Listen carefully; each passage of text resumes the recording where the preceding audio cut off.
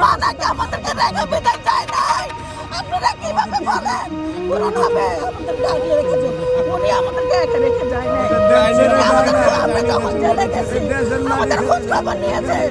উনি অনেক কষ্ট করেছে, উনি স্বামী হারিয়েছে, ওনার বুকে সন্তান হারাইছে, উনি ওনার বড় ছেলেকে দেখতে পারে নাই গত বছর, কিন্তু আমাদেরকে ছেড়ে যায় নাই ছেলেকে দেখতে।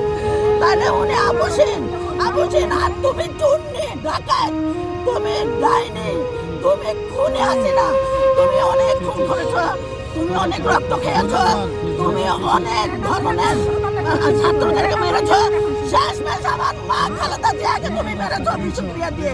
তোমার ফাঁসি চাই।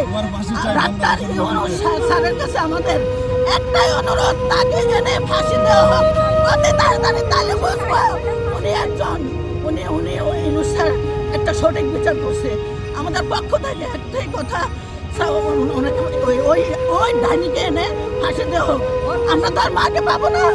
আপনারা সবাই মায়ের জন্য দোয়া করেন, আল্লাহ যেন আমাদের মাকে ব্যস্ত নসিব করে।